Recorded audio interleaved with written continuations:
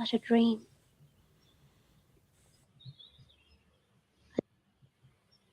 About a dream. A dream within a dream.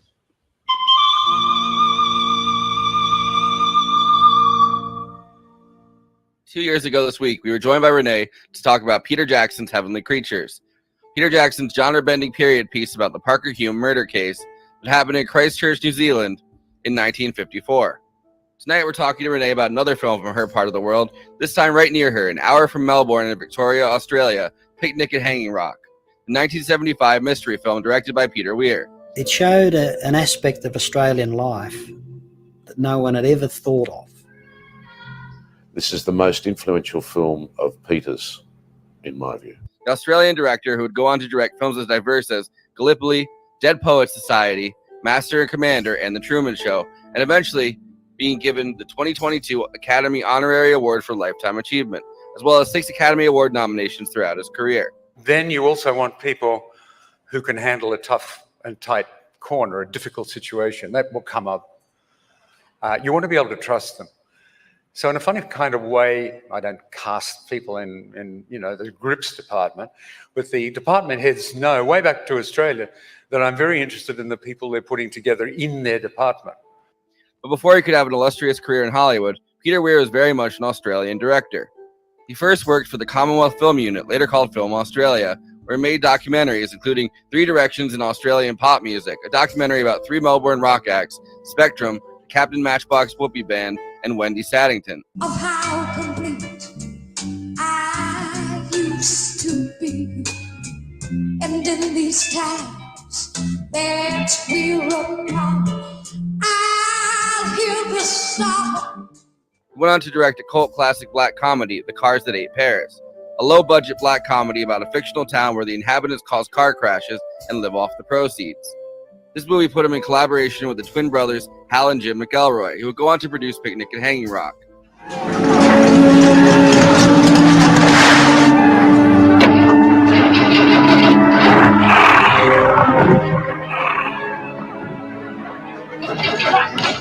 It also put Peter Weir squarely on the Australian New Wave, a globally recognized interest in Australian cinema. Picnic at Hanging Rock was adapted from the 1967 novel of the same name, written by Australian novelist Joan Lindsay.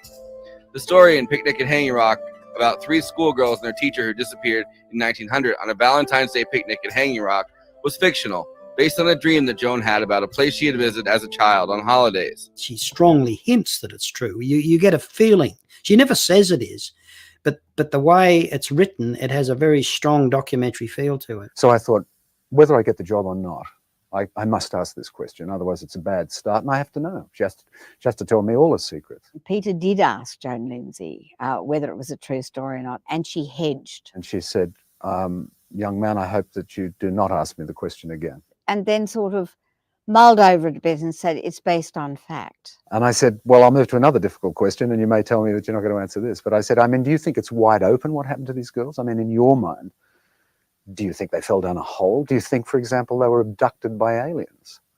And she said, any of the above. The rock in the book is a monolith. The story spreads of their disappearance, first locally, then internationally, as the parents of the students at Appleyard College find out and begin withdrawing their children from the school. This causes the college to begin to shut down and the faculty to make other arrangements. When one girl is found with no memory of what happened, it causes even more distress. In the novel, the rest of the girls are never found. However, other people, some of the faculty, the headmistress, and Sarah, the orphan, who was roommates with Miranda, who disappeared, all end up dying tragically because of the events at Hanging Rock. The Picnic at Hanging Rock is considered one of Australia's greatest novels. A daunting thing for Peter Weir, Hal, and Jim McElroy to try to adapt. The film was funded by the South Australian Film Corporation, which was established in 1972 as a government statutory corporation to promote the Australian film industry. It was shot over 6 weeks in 1975 and cost 440,000 Australian dollars. Only 3,000 of that needed to be raised by private donors. The film's production design was inspired by the Australian Impressionists of the Heidelberg School. The novel was also inspired by Impressionist paintings, as Joan Lindsay was a painter, especially an 1875 painting by William Ford called At the Hanging Rock, which shows a group of girls picnicking at the Hanging Rock. Even the title, Picnic at the Hanging Rock, is like the title of a painting. Anna! Look at them! Where in the world are they going? Without their shoes! Emma, wait! Wait for me! Please wait! Wait, Emma, wait!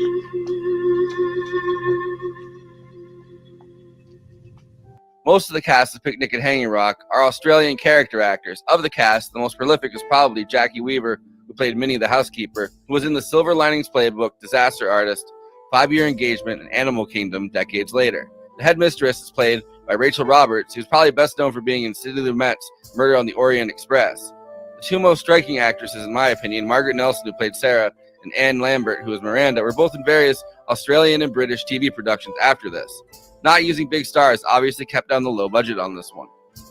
I think Russell's great quality that showed very early on was that he knew how to work exteriors and had an deep understanding of exterior light. He found a way to make the light diffused. Russell typically developed a whole range of techniques with muslin on the lens and Vaseline, etc. He went out and bought all these various weights of bridal veil. I went into David Jones' wedding department. I think I was the only bloke who'd ever been in there, actually. And I got some sideways glances too, but I asked the shop assistant to have a look at, if I could have a look at some wedding veil material. She must have thought I was nuts, I'm sure. There are some practical effects which added to the mystery around the monolith, which were achieved by fabric over various lenses. The film grossed 5.2 million Australian dollars at the box office, equivalent to 40 million today, from the eventual $443,000 budget. And the film is now regarded as one of the greatest Australian films of all time, even winning a 1996 Australian Institute poll for the greatest Australian film of all time. It has inspired many filmmakers. Sofia Coppola was inspired by the film on both The Virgin Suicides, looking into the thematic vision of teenage death and adolescent sexuality, and borrowing the fashion and visuals for 2017's The Beguiled. Her niece, Gia Coppola, took the costume design for her Gucci collaboration, which she called A Dream Within a Dream, a reference to the Picnic at Hanging Rock opening scene. There's kind of an obsession with both the novel and the film, where people pick apart the themes, writing essays, reviews, and making art based on the film. In both cases, film critics like Ebert and the literary associations like the British Association for Victorian Studies have pointed out the post-colonial or settler colonial implications of the story. The Hanging Rock as a location was one that had incredible spiritual importance to the Kulin nations, the Aboriginal tribal communities around the area, who were forced from it during the 19th century. Before that, it was a place for spiritual ceremony, initiation, business, making tribal law. During the Frontier Wars, the young Balag, the clan that lived in the region, renamed the area to the Killing Fields. So death and spirituality have been part of the Hanging Rock story. And in the characters who are clearly from Europe, including the young Victorian dandy Michael, played by Dominic Guard, who is a rich outsider from Britain, who becomes obsessed with the missing girls, the colonial nature of the story is pretty front and center. Picnic at Hanging Rock is a kind of spiritual story that, despite being fictional, becomes part of the fabric of a community's folklore. Everything begins and ends at exactly the right time and place. Tonight's show is brought to you by Yabiga. A Balkan Rakia spirit, go to yabiga.com to order a bottle tonight. Anyway, before I introduce the panel, please like this video and subscribe to the Movie Night Extravaganza YouTube channel. Hit that bell to get notified whenever we're streaming. Also, we are now monetized, so if you have any pressing questions during this live stream, send us a super chat, which helps me keep the show running, and which I am obligated by international law, human rights law, to answer. We also have a Patreon, patreon.com/movie night extra. All of our after parties are on there forever. We also have a new Discord and a Letterboxd HQ account, so those are 2 more places to follow along with us. Links are in the description. Okay, let me introduce the panel.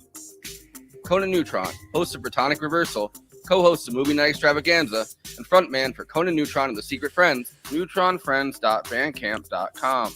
Conan Neutron and the Secret Friends has a new split LP with Lung, Adult Prom, available now on Bandcamp. Kristina Oakes is streaming on Twitch at Cosmopolitics, twitch.tv/Cosmopolitics. Also recently joined YouTube, she's on Twitter, Instagram, and Facebook at Cosmopolitics. Send her some subs on Twitch, and send her a coffee. J. Andrew World, illustrator, book cover artist, artist for Give Them an Argument, co-host for Movie Night Extravaganza, and Bad Takes. Renee Rune is the host of the Night Shift podcast with Bonnie Burton and Jenna Hayes, hosts Rune Radio, and is a blogger, writer, poet, and the head of Rune Agency. I, of course, am your friendly neighborhood Victorian dandy and host, Forrest Miller. This we do for pleasure, so that we may shortly be at the mercy of venomous snakes and poisonous ants. How foolish can human creatures be? I love that all of the intro pictures all look like they're from different shows. But here we are. Here we are, everybody. By the way, I just want to say, episode, just different shows. Before throwing it to Renee, I just want to say I would simply not go on top of the rock that has all the poisonous snakes and the venomous I'm built different ants that they keep telling everyone about. Like, all right, but Renee, I know you wanted to start off the show doing a land acknowledgement. Yes, yeah. So just in line with a practice that we do here in Australia, whenever we meet or hold any kind of gatherings, we usually do an acknowledgement to country, which I think is appropriate for today's show. So I just like to begin by acknowledging the traditional owners of the land in which we're meeting today, the Wurundjeri and Woonwurrung people of the Kulin Nation, and recognise their continuing connection to land, waters, and community. We pay our respects to the elders past, present, and emerging, for they hold the memories, the traditions, the culture, and hopes of Aboriginal and Torres Strait Islander peoples across this nation. Thank you. Well said. Excellent. So I want to ask about their relationship to the Hanging Rock, because it seems like just in general, right? Like, it's a spiritual meeting place. It's a place for ritual. It's a place to do diplomacy, which I thought was really cool. Like, because there's the 5 nations, right? There's 5 of them that are all kind of touching the same area, and they all kind of meet at the Hanging Rock. So like they would do diplomacy. They do any kind of like law, coming up with like, rules for the for the entire area. Like, I find that part of the Hanging Rock fascinating, and I got drawn into the to the picture of. I mean, it kind of sucks that it's like, I think it's from a geological survey of like colonial British people coming in and deciding what to do with the land. But there's this really here's where we extract the resources. It looks beautiful. Yeah, but they would go around. They do these charcoal drawings, and there's this charcoal thing, and then there's 2 native like kids, I think at the base of the Hanging Rock, that are hunting, and it's like. This is beautiful, but also you guys are going to kill those kids. Like, I shouldn't laugh, because you're right. It actually probably exactly what happened. The Hanging Rock is a beautiful place. And I think I've mentioned in previous episodes that I've been there many times, and I've actually stood on it. I've climbed it many times, which is kind of why this episode last episode that we did, right? Like we made like we probably did. Yeah, yeah, that's right. Yeah. And like Hanging Rock is it's a place where different local tribes would come together for what they call a corroboree, and that would be it's essentially a big gathering, and it's like just what you said, whether that be for trade, whether it be to resolve conflicts within tribes, or just a gathering, or to enact laws, or talk about anything that was out. And so it was a really important part of this area, and it still stands today, but obviously not in the way it was meant to. So now it's just a Yeah, they built tourist a attraction. racetrack around it, right? Or like Yeah, a racetrack, and there's also concerts on it all the time and stuff like that. Yeah. Awesome. Which is yeah, well, you can still visit. You can still, it takes about an hour to hike around all of Hanging Rock. But yeah, it's a it's a very significant monument in Australian culture, and I guess in the outback, or if you will, or nature, however you want to refer to it. But it was somewhere that I think that everyone growing up knew of it. But the biggest thing with this film as well, I guess, is that underpins this whole thing is how there's discussion about colonialism, but also it's kind of almost really tongue-in-cheek that this Hanging Rock, for example, has a statue of Miranda, but there is no statue, there is nothing there for the Indigenous peoples who owned and lived on that land, who are no longer on that land. But we have a statue there for Miranda, so and that's kind of indicative of the times of when this was made, and also how the impact of that culture has still impacts, I guess now today, even so. The idea of like owning something like that, right? Like, I mean, not in like the like kind of like indigenous or like Aboriginal way of like calling something your territory, but not like having actual like private property rights. Like the idea of owning the Hanging Rock or owning any kind of geologically interesting land in which like like a million years of history is happening. Hey, let's carve some precedents on this. Yeah, seems like a good idea. And one of them is just the friend that you had that commissioned you to do it. Yeah, like, Teddy Roosevelt, the only reason my boy. It's my boy. It's my boy up there. Well, I mean, it kind of speaks to the very polarizing relationship Australia has with its history, and and how it is something that is just still, there's a huge disconnect across the whole country in how and what. Yeah, I mean, this comes out like 4 years after Walkabout, if I remember correctly, right? Yes. Which is another one of like, and they sort of retroactively decided, it's the Australian New Wave, like that, and like Wake and Fright, and but yeah, Walkabout, which was it Nicholas Roeg? I don't know what it is. But basically, like two kids from the city like hang out with like an Aboriginal kid, and they go on Walkabout. That's the movie, and it's Nicholas Roeg. Yeah. That's right. And it's wonderful. But like that's like when this comes out, that's like 4 years earlier. That's and there is no such like this being such a hit as it was. Like this helped people that are outsiders kind of retroactively frame it as like, oh, Australia is worth paying attention to. There is cool film that can come from here, culturally. So I don't mean to interrupt, but I just want to bring that up because I think it feeds the point of it being like, ultimately, like the location being, oh yeah, and also I guess some natives were here at one point too. I mean, that's how Crocodile Dundee is too. It's there it is. Everybody, take a drink. I definitely relate to this like to that aspect of it as like in like like an indigenous thing, because obviously like the part of like New York I live in, we have like we have Mohawk Mountain, which is like we're surrounded by like the Gunks, and then Mohawk Mountain, which is like a geologically like it's like a shale mountain pretty much. It is like geologically like fascinating in the same kind of way.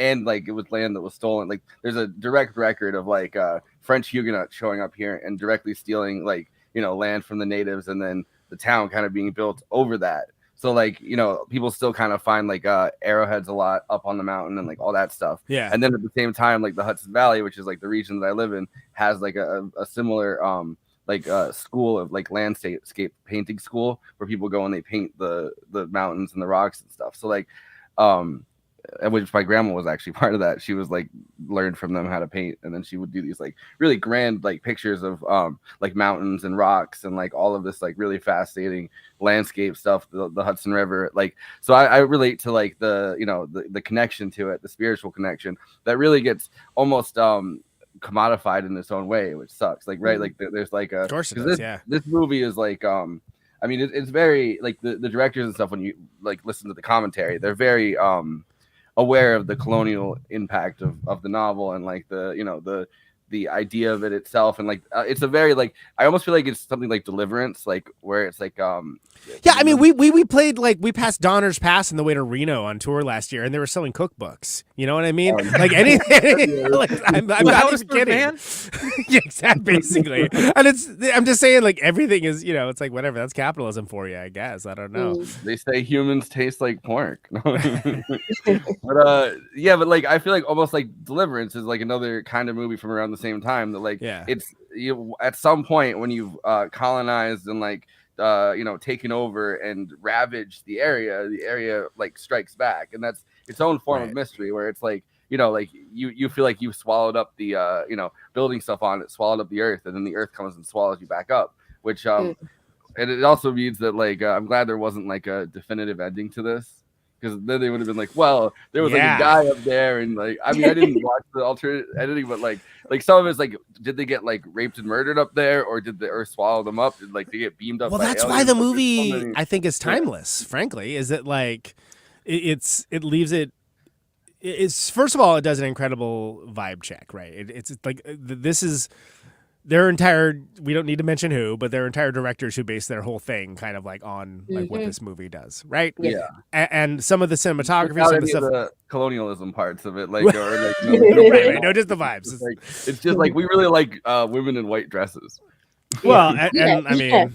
And the lace and I mean, I was going to say, Conan, you probably know, even music, like if you go back and we look at like, like the whole Riot Girl thing and stuff, like all of this vintage goth, lace, blah, blah, blah. All of that is a huge thing in that appropriation over that side as well. So Cap Jelland and Courtney Love, like that whole, I mean, like absolutely. And the way it's shot where it's kind of gauzy looking and the sort of the techniques that were developed with that are things that people still use now to this day. It is Saturday night. Yes, indeed, Rick. Yeah. So it's interesting to me that with that, one of the reasons why it works so well as a vibe is because it is so open to interpretation. Like it does, like you see like kind of mysterious things like, oh, the clock stops. Right.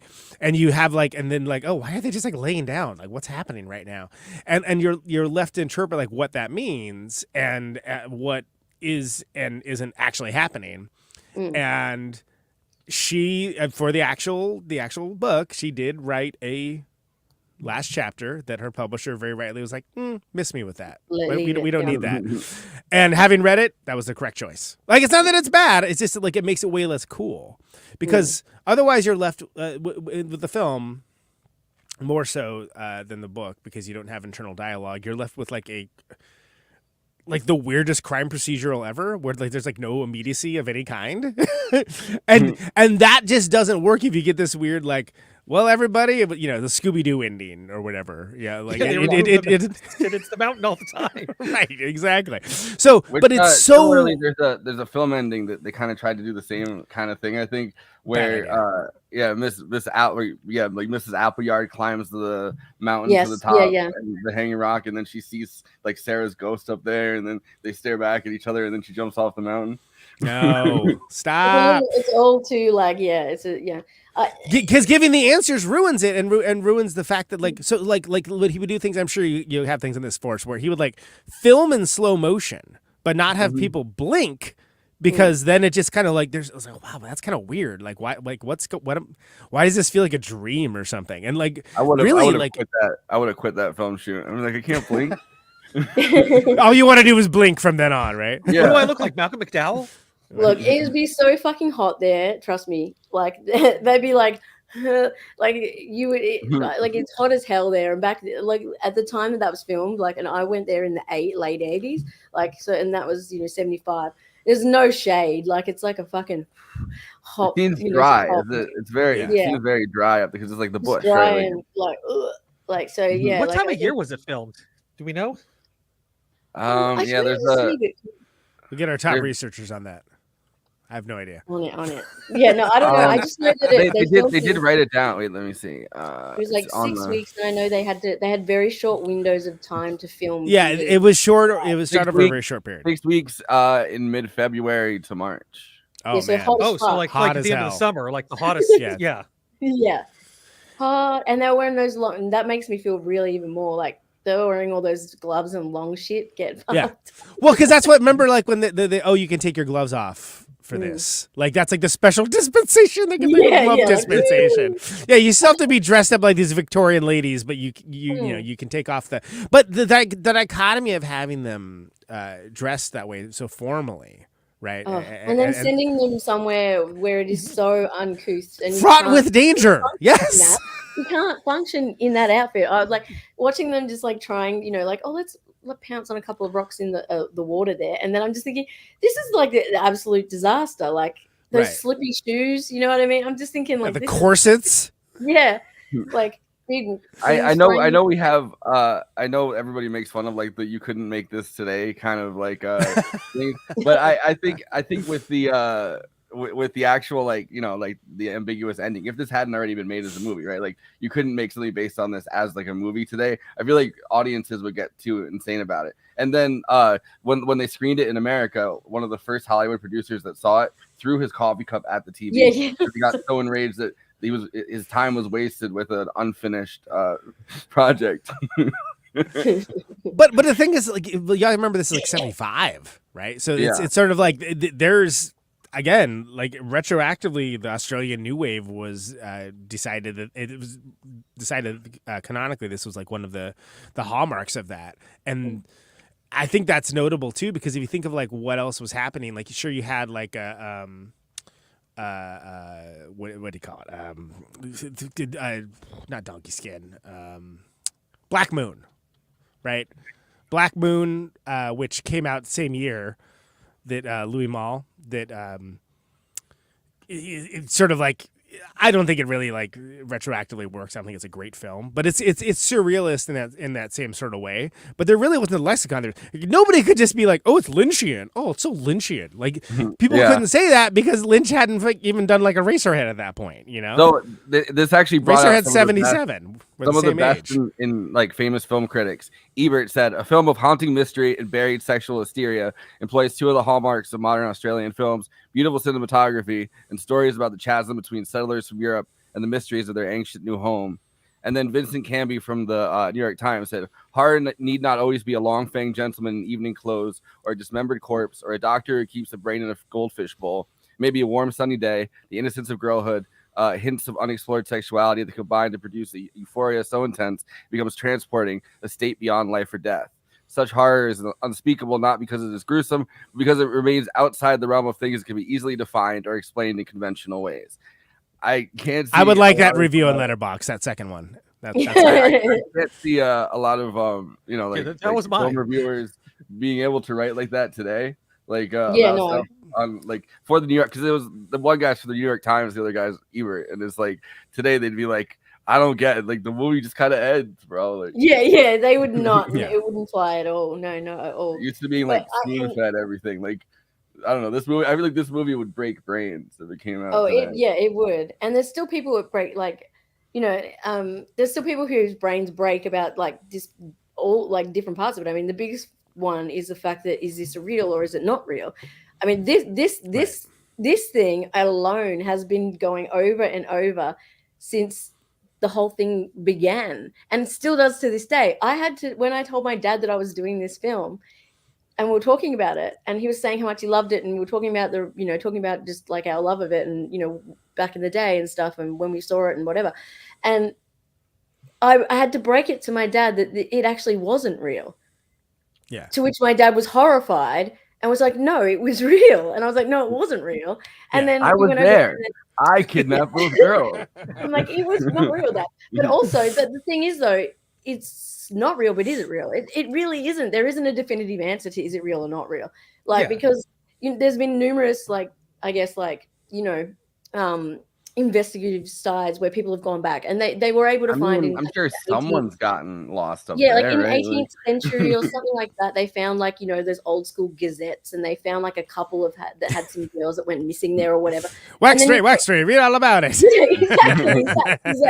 And, you know, it's like the type where they go on the little dingo. The telex.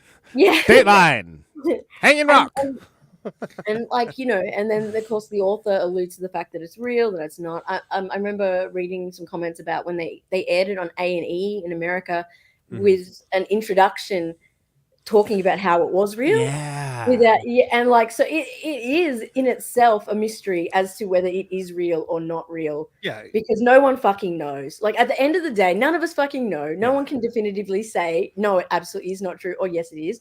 And I think that's a part of the beauty of the mystery of the film, is it adds this air to it that's like, you don't know. And then the ambiguity throughout the whole thing, as well, is like, well, is it or isn't it? Or was it never real? Was I just watching this and it was just all fake to start with? Like, were the girls even? It feels like what it probably is. It was just like a very like the movie kind of captures like a very homoerotic version of the kind of thing where you're sleeping and you're in somewhere familiar, like, but you're like half dreaming and half awake. Like you feel like like you can kind of feel yourself in your own consciousness, but at the same time you're still dreaming and you're in somewhere familiar, and there's people surrounding you that like you kind of know or maybe you don't know, and like it's all kind of happening around you. And it's like a mixture between, like, she was inspired obviously by the, you know, by the Picnic at Hanging Rock painting, and like so it feels like it blurs the line between like a painting and like the real vacation she went to, like around there, and like hikes she went on, and like it's that weird thing where everything kind of, it feels extremely real, but you also know it's not real in your mind because you feel your own consciousness. And it feels like like I've never seen a movie so perfectly capture the even you know, the many Lynchian attempts to do so. I've never Oh, it's so Lynchian. Yeah. 2 years before he made a movie, it's very Lynchian. Yes. And almost it doesn't need to, like, these dreams never really have a definitive ending unless maybe somebody, like, you know, kills you and then you wake up, or you die in your dream and you die in real life. I don't know. But It's almost like a fever dream. Like something when I watched this again last night, just because I wanted to do another little, you know, I mean, I can't even count the amount of times I've seen this over my lifetime, because it was something that was always sort of around when I was a kid. But the rewatching it, I think different times of your life, it has a different feel to it. But like, I feel like the rewatching it this time, there's this real, like, that sense of dream and like of just is so intoxicating that you like. Because even when there's not a lot happening, you're like, because I read, you know, some reviews that were like, man, it's so slow. Like, it's so slow and so boring and things like this. And I was thinking, I actually didn't. Missing the point. Yeah, the point is that you're stuck here in this kind of, it is like, it's the sands in the hourglass. Rub some acid and enjoy yourself. The sands, almost, you know what I mean?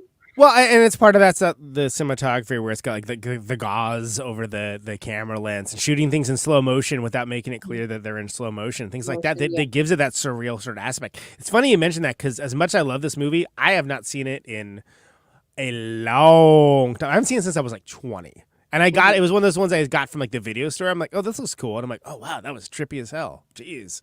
Yeah. And it was a completely different experience now, in a good way, you know, but it still held up. This is the Hanging Rock. This is like, the painting. Yeah, and it just so, like, it so captures what, you know, what the film actually like captures, right? Like, including the girls wearing the white and like the young girls, and everyone's kind of in these different like positions, and like every time I look at this, I see a different somebody else. Like, you know, sticks out to me. Like, there's all the way back. I'm still looking for Waldo. Thank you. Somebody should just like somebody should just scene. Photoshop Waldo in there. Like, you know, the scene when they get to the picnic, like that's what kind of reminds me of this painting, is when there's all those different pan shots of like different people who are at the picnic area as well, doing their own thing. Yeah. Some of it reminds me too of like Degas, like you know, just like Degas painting society back in you know, around the time this movie is supposed to take place, and there's a lot of imagery that is reminiscent of that kind of era of post-impressionism or impressionism, whatever you want to. I wonder the one thing, because like they used to do paintings when they did like paintings like this, like in this much detail. Sometimes they'd sketch the people beforehand and have them like in a different place, and then add them to the painting when they're there. I wonder if they did that, or I wonder if he actually had like a bunch of people like dressed in like cool like Victorian clothes, just kind of standing around. He's like, all right. It looks like you're saying something important. Yeah. It looks like so surreal. You know what I mean? Like, they don't belong reading there. the same page of the book over and over. Like, Can I at least turn the page? No, I'm gonna lose the perfect light. But there's like this time what catches my eye, like looking at it up close. There's like right here. There's like a kid that's like down there, and they're looking like the kid looks like he's fell or something, and his mother's like lecturing him, and then there's another guy here. It's almost like impossible to see this. I think we're watching the Zapruder film right now, but yeah, this is pretty good. And then this guy's going back into the left. Yeah. No, it is interesting that, like, I think you even pointed out, like, there's like a still from the movie with this, and I was like, oh yeah, it's pretty. Yeah, it's the lazy. Pretty It's lazy. bang on. And I was like, in my head, I was like, I feel like maybe I'm like one of the first people to think of this, and then it's like on Twitter, there's a whole bunch of them. They're like, here's a painting to Reddit. Like, I was like, God damn it! I was like, I thought I curated something innovative here, but yeah. So I wanted to talk about the shooting, and I have this there's a making of documentary that's on YouTube in like 2 parts. It's like I think it's longer than the actual movie. The making of documentary. That might be the one that's. That might be the one that's on the Criterion collection. Yeah, well, the Criterion cuts or whatever. Like he's in that same room. I don't know. I mean, I don't know if he's wearing the same. I don't think this he's is wearing the. I forget what they. Yeah. So that you can, if you have the Criterion channel, you can see this thing in its entirety, and it was good. I watched it, but it was solid. Wait, let me see, because I have a thing from the Criterion. I want to see if he's wearing the same. Yeah, he's wearing the same shirt. Yeah, it's the same. Yeah. It's just slightly different color for whatever reason. People, so certainly, yeah. I got Russell from that. This is a few minutes, so let me know. I think Russell's great quality that showed very early on was that he knew how to work exteriors and had an deep understanding of exterior light. He found a way to make the light diffused. Russell typically developed a whole range of techniques with muslin on the lens and Vaseline, etc. He went out and bought all these various weights of bridal veil. I went into David Jones' wedding department. I think I was the only bloke who'd ever been in there, actually. And I got some sideways glances too, but I asked the shop assistant to have a look at, if I could have a look at some wedding veil material. She must have thought I was nuts, I'm sure. So I selected a certain wedding veil, which is actually probably more like the grading of like a mosquito net. And I bought a couple of yards of that and bolted out the door. After the film, this is a curious thing, commercials took up the look. And to a degree, I think it's out of fashion now, but for a long period, you would see kind of knockoff looks. And that led to it becoming a kind of cliche. In the early 70s, there was a very well-known English photographer by the name of David Hamilton. David Hamilton at that time was quite a hero in soft focus, pubescent girl stuff. In the opening sequence of the film, when we go inside the school, we see a lot of the cast members, a lot of the young girls by window light. And I actually, not necessarily plagiarized David Hamilton's work, but I liked his sort of work. And I didn't go as far with the filtering as he does with his, but that was definitely an. You never want to be a hero to scene. We prioritized every scene, focus all the major sequences in the movie, and we gave them an A, B, or a C. And the A scenes, we decided we would spend time shooting, and the B scenes we would spend less time shooting, and the C scenes we would shoot as quickly as we could. A very sensible thing because, for example, the picnic scene became an A scene. The picnic itself, at the base of the rock, was scheduled for, I think, reasonably off the script, for maybe 1 day's shooting. You see them sitting and reading, and then you see them having a little lunch and looking at things through a little magnifying glass and so on. Then they'd say, we're going for a walk. And don't worry about us, mademoiselle. We shall only be gone a little while. First time we went up the rock and looked at the location for the picnic scene itself, I realized that, between like 12 o'clock and 1:30 sort of thing, we'd get a perfect light on the rock. He said at 12 o'clock, the light is perfect, and he can silk it out and create a lovely diffused light. But to do that, we would be only able to shoot for 1 hour per day for something like a 5-hour, 6-hour scene. A light played such an incredibly important part in that film. I felt I couldn't manufacture it. I couldn't even try and recreate that beautiful light that was there for an hour a day. So they scheduled that hour every day. And it was difficult for the crew because you'd do the hour, then you had to go back to the top of the rock and do something else or go somewhere else. And so it was filmed over that week, and we maintained, therefore, the look. it was a big ask for me. It was my third movie.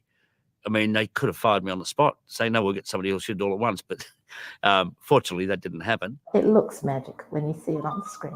It really does. It's just got that sense of the Australian bush and that lazy sort of gum-smelling sort of day.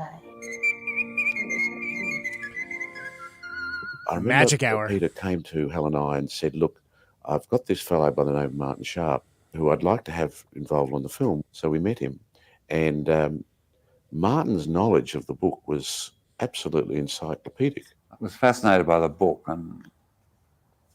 and saw this sort of other thread of sort of mythology running through it. A whole kind of structure within the book that was really quite apart from the linear story, and certain sort of mystical connections in it, with particularly with Botticelli's Angel and the Birth of Venus. He brought an extra level of finesse to every shot and every prop and every brooch and hat and carriage, etc. The Martin would think, oh, why don't we put that there?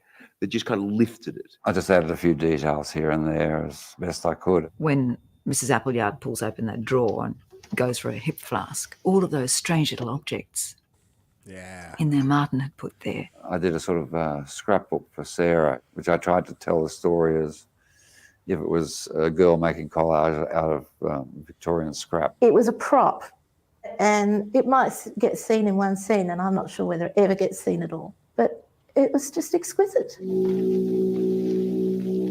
He helped imbue us all with a sense that there's something, there are other dimensions, something special about the girl with the story glasses, that perhaps the blonde girl. She's not really we fast. could have missed if Martin had not been there. Everything to do with the imagery, the shell imagery, the swan, the icon of Miranda. He was very connected to that.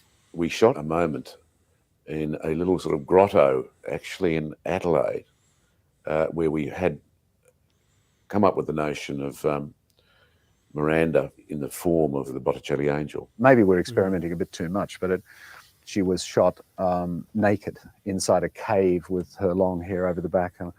I think it was an influence from Martin Sharp. To me, on a certain level, it was sort of like the birth of Venus in a metaphysical sense, you know. And, Anne did a very brave sort of scene. Sort of, my suggestion, I was too embarrassed to even watch it being filmed, but of her sort of as like the birth of Venus in this grotto. I'd spent most of the day, Of course, it's that guy. having my right? hair sprayed with gold paint and sort of sculpted, around me. It makes sense that it was Magic Hour. That Terrence Malick film, Days of Heaven, it's the same thing where like that movie took forever because he insisted on shooting like everything at that time of day, which is a limited window, especially when you're working with film, when we're dealing with the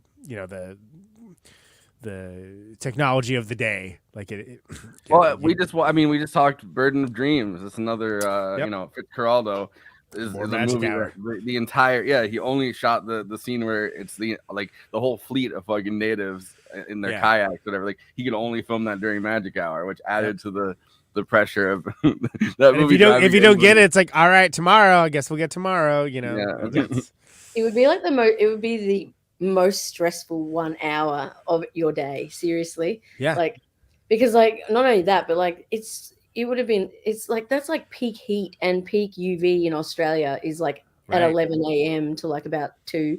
And so you'd be cooking like absolutely hot and miserable, burning alive, and just like going, let's keep it together. Renee, but I like that. I was gonna say I like all the extra production design elements of it. Yeah. Renee, have you ever been here at the? No, I haven't been there. That's cool. They have a bunch of videos. I didn't really watch them, but they have a bunch of videos online where it's like different people from the cast being like, "This is the college. This is the college. This is where we filmed." It's like, yeah, all right. yeah, cute. No, I haven't been there. Like, I didn't. Yeah, I wasn't sure where. I don't know where that part is. Like, I've been to the area and the villages and that are right around where Hanging Rock is, but I haven't been to that specific building. The one girl that plays Anne Lambert, I guess, that plays Miranda, she's kind of seems like she made her career off of just like coasting on, not coasting, but like coasting on being in this movie. And like 100%. I don't even remember her ever after this film, to be honest. I looked at her. I think she's done some like TV stuff, and I think she was in one British TV show. But like for the most part, I think it's only been like she's the one that goes to all the interviews and like they do like Q&As and stuff. And she's like, she's the one they film me, and then like I didn't expect it to be so big, and that's her whole like. Well, I think.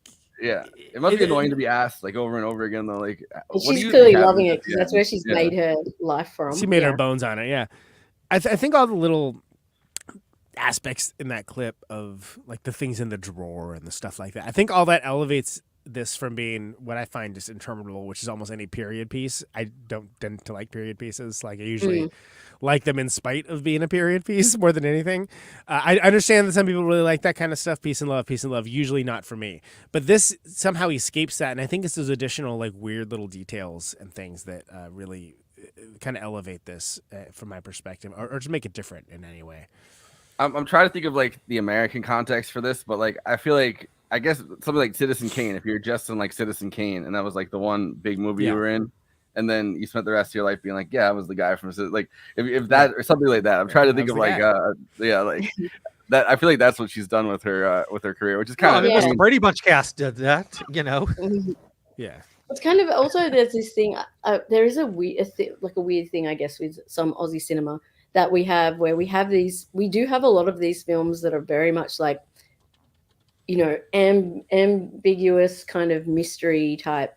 The film for the Dingo Ate My Baby, for example, like like that, right? Yeah.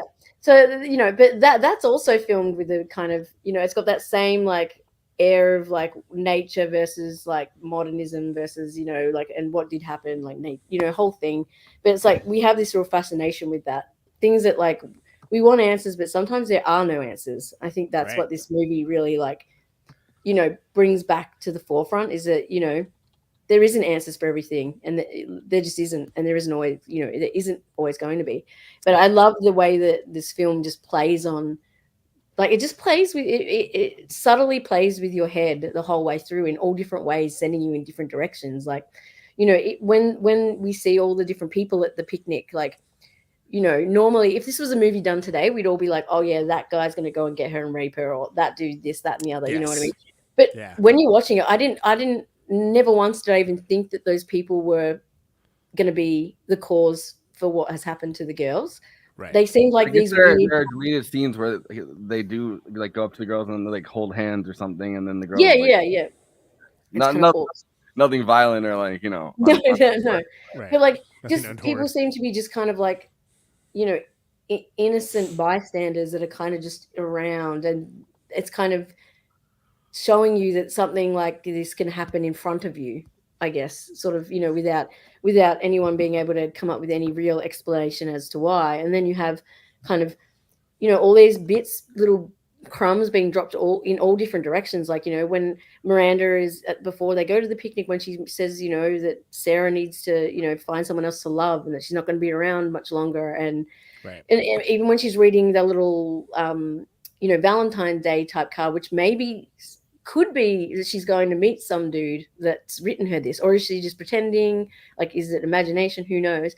And then when they, they're kind of all off, you kind of get a vibe when Michael's sort of like being a bit of a creepy leerer later on, like what's going on there, mate?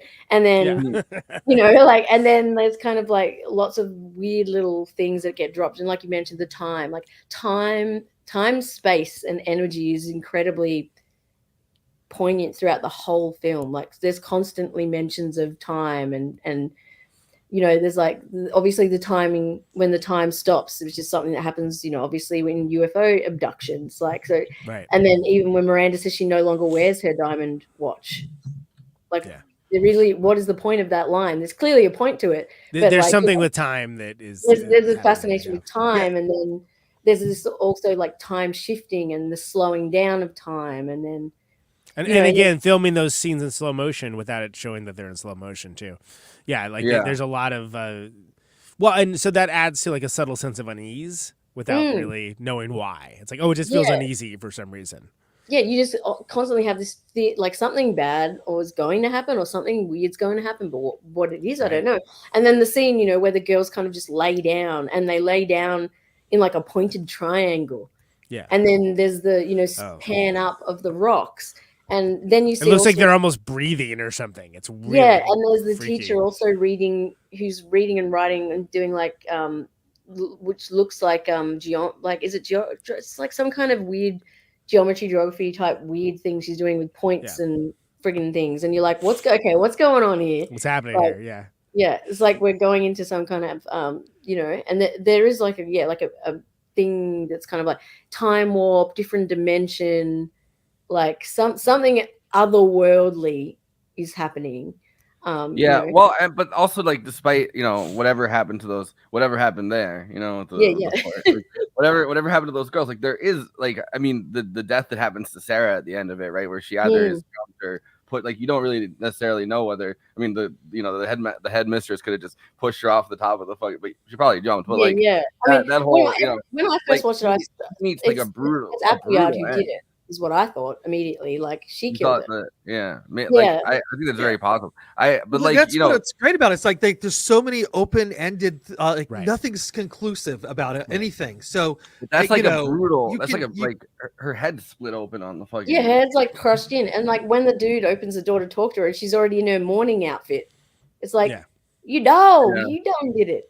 And like, but I feel like she's like, oh, I got a train ticket, and I just happened to be leaving for no reason. Yeah. Like it almost felt like she was punishing, like she was trying to, I don't know, she was punishing her, like herself for something that she'd done, like, you know, like for That's her. What happens when you don't pay your tuition? You know, you have student loans. Yeah, that's what the Biden administration wants to do. There was something really strange. I don't know. I certainly felt uncomfortable a lot of the time in a lot of the scenes with Mrs. Appleyard and Sarah. There's something else going on there that's funky. Like it didn't. I feel like it's very Victorian that you have like an orphan at your school that you torture. You're like, look, all these girls paid, they're there, and like I'm not like, I'm strict with them, but I'm not like I'm going to actually torture this random orphan that I found.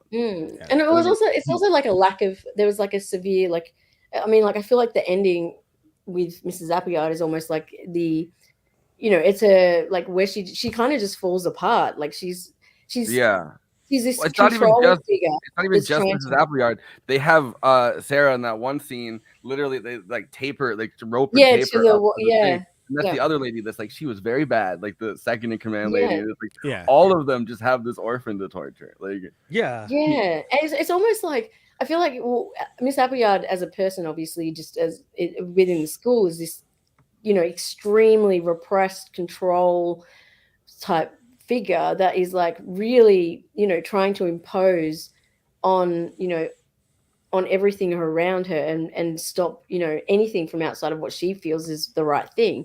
But it's also like a metaphor, I guess, because it's almost like it's colonialism trying to break into this other world and impose itself on something that you can't impose on, which is nature, and you can't do that.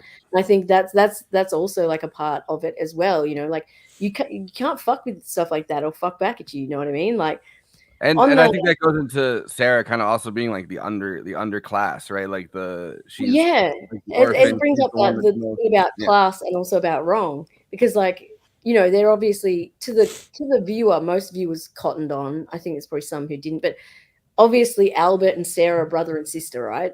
And that's all what it kind of implies throughout the film and the book, is that they are brother and sister, but they just don't know that they're brother and sister. But like they're both like lowly class. If they know that they're brother, they never, like, their paths just never intersect, because he's like, which is weird as shit, because this area, like the place where it is so fucking small. Like this, Sarah throughout the whole movie, right? She's cloistered in the college. Yeah, she never is outside of the college.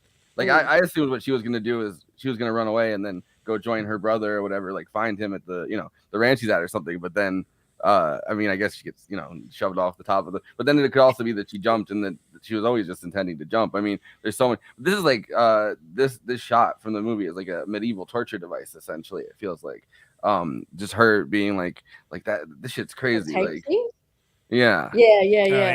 What even that's for the posture. You have to have good posture. Well, I mean, they did. My fishing school did that to me. Well, they kind of did like corsets or another thing that, like, literally, like women would break their ribs because the corsets would be so tight after a while that, like, you'd crush into yourself. So, like, they were doing some psycho shit. You couldn't make that movie today. I remember in college, one of my friends was putting on a corset, and there are laws, and her boyfriend couldn't tie it up very well. She's like, "Andy, can you help?" And I put my foot on my back and grabbed the 2 strings, and just pull, and she's like, "Oh, you get it." Yeah, well, I mean, it's insane. Yeah, you break ribs, but you also can't breathe, and you pass out and shit. You can't eat. I think it's notable. Speaking of Mrs. Appleyard, that like the real life actresses, Mrs. Applebee's. Like that. It's not what I was saying, but that like the Mrs. getting Bloomin' the Onion. All right, enough. Jesus, the real life relationship between like the younger actresses and Rachel Roberts, who played Mrs. Appleyard, was like that was very real. And I guess that Rachel Roberts was being like a trained actress, like she was very old school. Like she did a bunch of her scenes like she preferred acting to like basically a piece of tape on the wall instead of having the girl actually stand there, because the actual vehement dislike of her like spilled over not just from the character but to the actress itself, which I think is pretty, because she's a great, just awful person in this. You have she does a great job. your orphan sense is tingling, and you're like, oh my god, it's like something deep inside of the British psyche. Yeah. Like at the end when you find out she dies, you're just like, yes. Yeah, yay, something good happened. Finally. Well, I guess this bitch can't run that college anymore. Right. Fuck you, Mrs. Applebee's. Well, I liked it when the casting agent, it's like what we talked about with Heavenly Creatures, how they found Melanie Linsky, right? That like they looked for, they didn't want the girls to be too sophisticated or like contemporary seeming, so they like went to like South Australia to find the kids who played the students. So I think that's kind of interesting, because like, again, if you think about the fact that you're not like a natural, someone natural with acting, right? That like, okay, you're going to want someone that is like used to being a little more remote, being a little more removed from culture, so on and so on. Yeah. Well, I feel like they nailed the whole. I was just gonna say they nailed the whole Botticelli angel thing too, which is amazing, because like I mean like not a lot of people look like that, and I'm so glad that they found somebody who was phenomenal in the role and looked like a Botticelli angel. Like it's just incredible. Or they couldn't do that today. We're gonna need you to take off your clothes and get in that cave. We have a. I'm painting everything gold, mate. Yeah, I think that it's I feel like there's a connection between this like this part of Australia and like almost like the American frontier, and the the idea of like this wild land almost that is going to reclaim itself. And I feel like over time we lose that here, but they probably don't in Australia as much. Like, I mean, I think that it's kind of in that area, like in that area where it's filmed, like it's very like it's the bush, like it's the bush, countryside. It's not the city that you're in. And there's like even growing up, all the way through being, primary school and all of that was like, there's this big, you've got like this huge kind of the colonial influence and this kind of big British influence. And then you've got like, obviously you've got the, our First Nations people like here. And then you've got, kind of our Alberts and Sarahs, and there's kind of this real weird construction of different groups of people and where they fit within this world that's kind of mismatched with everyone as well. It's a really strange place to grow up when you're surrounded by people who, there'd be parades or things that would be celebrating the fact that they colonized us. But at the same time, I'd be standing next to my friends who were Aboriginal. Yeah. And it's so out of place. And not just I mean, we so have, like it's like us in Thanksgiving, right? Like they're like, oh, there's the one day where Native Americans and European fucking settlers like got along and they had a meal together, and it's like, what happened after that? And it's like, we'll talk about that tomorrow. Like, I will say that there are definitely elements of like West Texas, especially, and like the Mojave Preserve and stuff like Trona and stuff that like, oh no, it feels very much like how the Outback must be, because it's like, oh no, you are in wild lands right now. Yes. Like you are nowhere near. Yeah, if you anything that can help you. You know what he's talking about. Anything that Cormac McCarthy wrote about, like usually is a pretty good bet. I feel like it's like that down. Down there, and then also like whether it's like Oregon, which when I was a kid I was there like a few times, like whether it's like Oregon or whether it's like Nevada or not Nevada, like North Dakota, like South Dakota, like there's different areas of the United States that still have like a frontier kind of feeling to them. Central Nevada is definitely got the vibes too. I mean, there's like it's pretty remote, like in the that middle freeway. It's like one of the only freeways you can drive for 2 hours and never see a single human being. Yeah, when I was in Arizona, like they'd be like, oh, this is like kind of like a nature preserve kind of area, right? Like going right up to the border pretty much. And but it would really just be like a bunch of sand for a really long time, and like just desert. You're like, oh man, I haven't seen anything for like 40 minutes. Like I've not seen coyote and the Roadrunner. I found this, especially in Arizona. I found this Highway 50, which goes from like Baker to Dayton. They call it the loneliest road in America, and it goes through like right through the middle of Nevada. And I have to say, I've driven almost this entire country. It lives up to its reputation. Let's put it that way. Like it's sort of like, do not, if you blow a tire there, you are screwed. You better have a spare, son. Is that where Heartbreak Hotel is? Then like Elvis stops his car. Coming up on the podcast, Elvis. But yeah, so this is they're talking about the crowd scene, where the girls kind of go crazy and like the process of filming that. And I found this kind of like both alarming and interesting.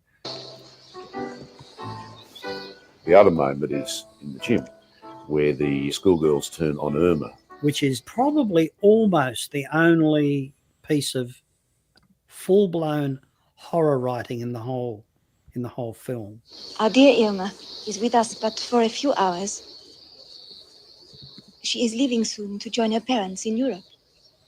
For 10 minutes, you may talk as you choose. For 10 minutes, you may talk as you choose. It's a very frightening scene because they can't forgive her that she's been found and all their friends have gone. Their pent-up fears and emotions and anger all just flood out, and they take it all out on Irma.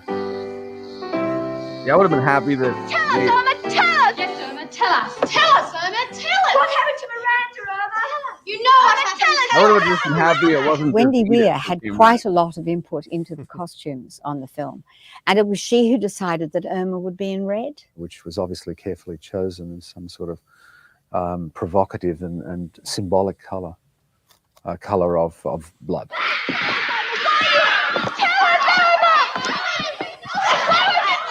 We'd spent a lot of time and energy making these girls bond as schoolgirls together, and now they had to turn nasty.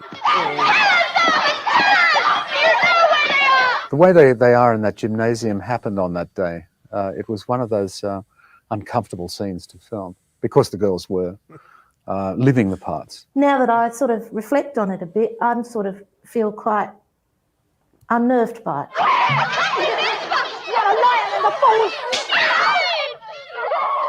You get a glimpse of how awful a crowd can be. When you read, mostly, thank God, in the past, but of a crowd stoning someone to death or tearing them limb from limb. I could understand it through seeing a group like that who would not normally be involved in any violence.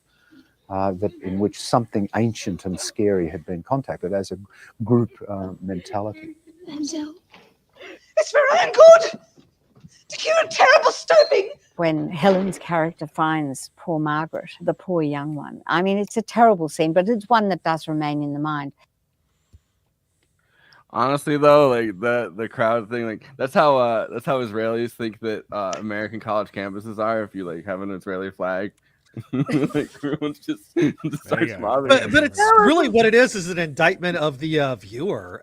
You know, it's like, you know, you want to know the answers. Like this is who you are. You're just this screaming psychotic mess of girls yelling at somebody for who doesn't have the answers for you.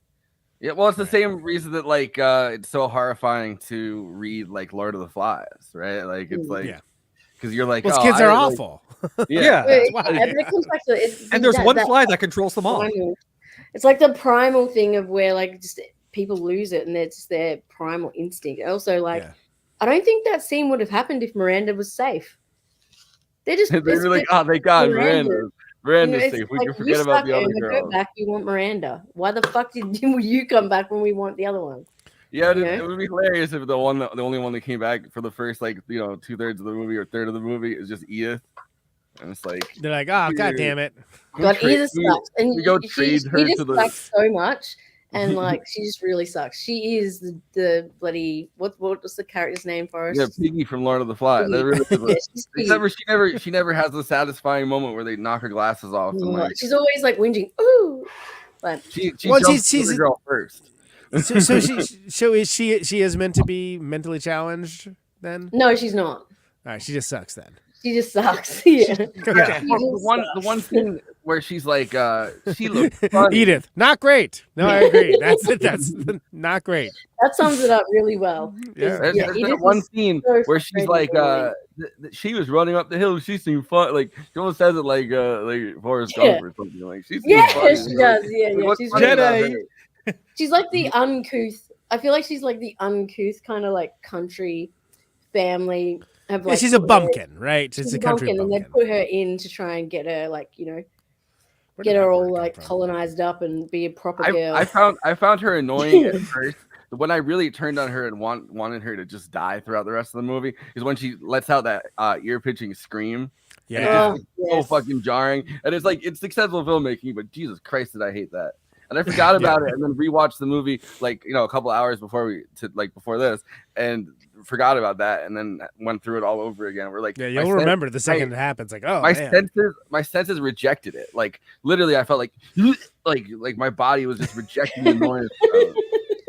Yeah, it was a horrible like. That's how they should they get you to like throw up or something if you're like hungover. Yeah, like, they make you watch the remake. Cure. No, it's like they're like I got the perfect cure for you, and they press the button and it's her screech, and you're like, like yeah. She has that annoying voice even when she's talking, like when she's like, "Hey, they took their socks off," and fuck off. Yeah. I like that they're like, oh, we don't really want you to come I feel like there's always one. It's like the Punisher that they have to. Yeah, every story has they're a like, Punisher. we don't really want you to come with us because you're gonna complain. And she's like, I'm not gonna complain. Let me come with you. And they're like, okay. And it's like, she's definitely gonna complain. And then the first thing you hear is like, the second they get there, she starts complaining. And it's like, yeah. Why would you even go? Like, yeah. When they're all laying down, leave her behind. They kind of get up. She's whinging about shit again. She's like, the only hope is if for the audio listeners, Renee just mimed slapping her around. The only good thing about having someone like that with you, if you're in the bush, is that like you never know what's gonna jump out of the bush, and then human shield. There's a drop bear coming, and you just hold her up there. Well, and she also seems to be like one.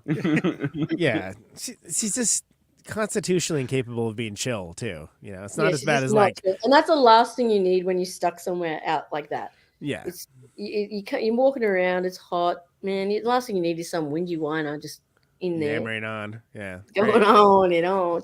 And that's the thing as well. Like I think that like we got a chatty bumpkin behind us. Great, sounds good. It's like Ned Beatty in Deliverance. They have, that's true. I mean, when Ned Beatty goes, "Where are they going without their shoes?" I was just like, "My God, they're the same character." No, it's just like it's like where they're like squeal like a piggy. All right, squeal like that's the Edith. She's that character.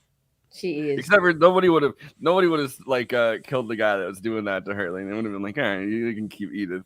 She's so fucking. Yeah, exactly. I'll be like, yeah, you can take Edith.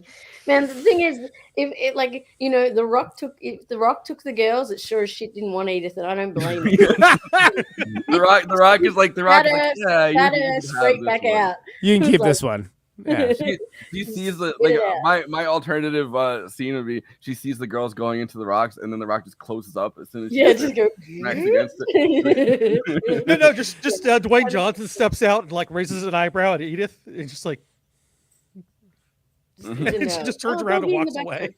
Yeah, it's a no. Is that the remake? It's the Hanging Rock, and it's just. I'll never know because I'm not going to watch it. Yeah. No, there is like the I love the like because that's one of the things when people have talked. Can you about, smell what the Hanging Rock is cooking?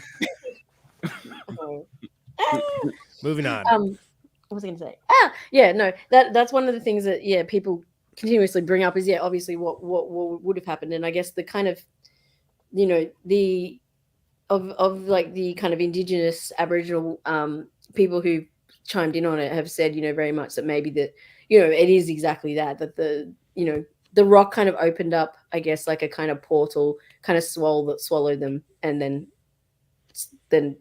kept it in silence, I guess. So maybe it really did not want Edith. I don't blame him, and it spat out that other chick for whatever reason. But but there's also that weird thing again too, where like the teacher, like she had no stockings and no pantaloons. Like it's just like what? Like it's like so who took her pantaloons? Like it's just like there is weird bits. Like people are asking this more and more.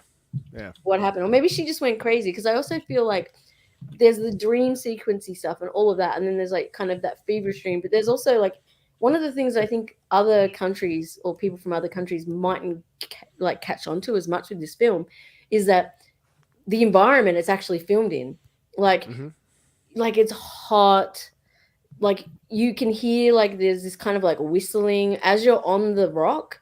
Yeah, everything is like your ears are funny because like everything is there's this really weird, it's fucking, you feel sick in your stomach. Like there's this weird nausea feeling.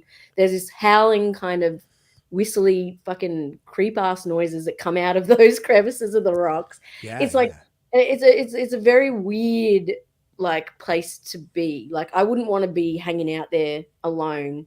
Yeah, it's just lamp for a while. Yeah, let's hang out. Yeah, it's not the kind of place I'd want to be just chilling. Moonrise. Yeah, and it's got like there is, and it's a very harsh, like it's also a very harsh climate. You hear nothing but that. There's that weird wind sound, and you hear the like sort of cicadas, and it's very like harsh environment to be in. And I think that as well adds to it. Like, and the girls, they ain't got no water bottles with them. You know what I mean? Like, do you know what it's like to be stuck out in that kind of environment? Like. And the one teacher just lets it's just like, my hydro flask. Where is it? Yeah. Yeah, like when you start losing it. It's it is like almost like a fever dream. Speaking of which, and this, I don't know if this is going to work or not, but Zamfir, speaking of fever dreams, Zamfir on display here with his panpipes. AKA, if you're Andy and I's age, Zamfir, master of the pan flute, as those endless infomercials always said. But like noticeably, like, and I think I knew this and forgot it, but I was like, that has to be Zamfir, right? Has to be. And I looked at him, I'm like, hell yes, it's Zamfir. It's the goddamn master of the goddamn pan flute. Yeah. He asked him to asked him to write for it, didn't he? I'm pretty sure he asked him, and he said no. What this is?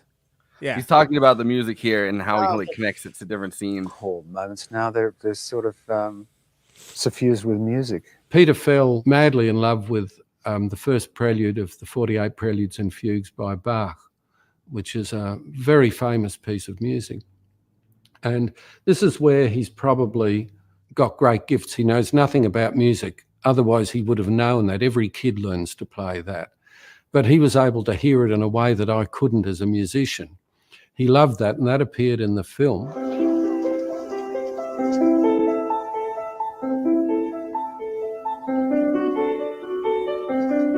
Bruce Smeaton had done a brilliant score, which is in the film, and substantially his sort of sound as you go up the rock.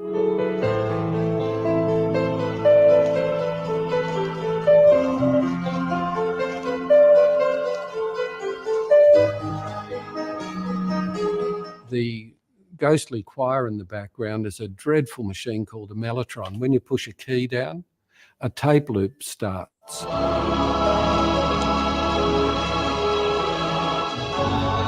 And I found that by just shoving my hands down, it made this wonderful ghostly sound.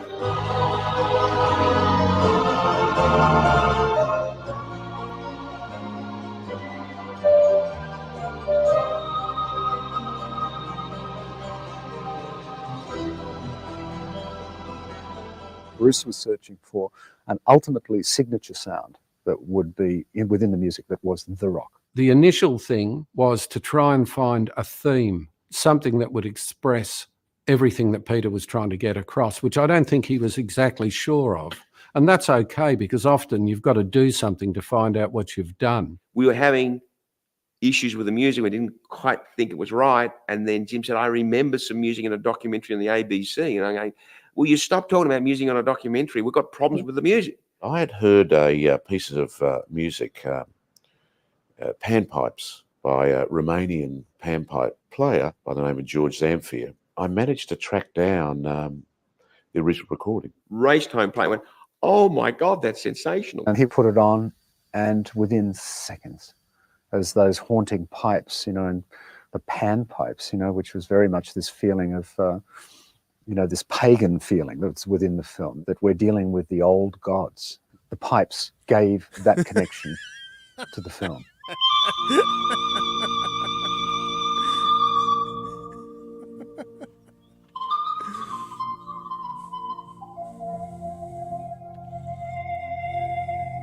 The music is simple, but very effective. What are Romanian panpipes doing in that movie? You know, it's I don't know, but it's perfect.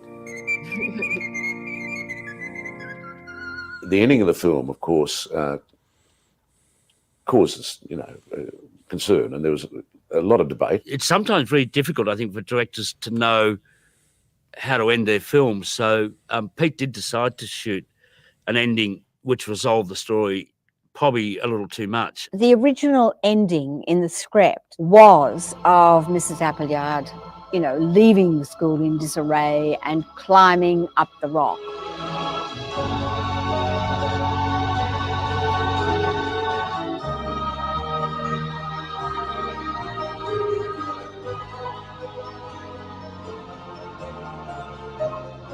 Going to the crevice where the girls disappeared.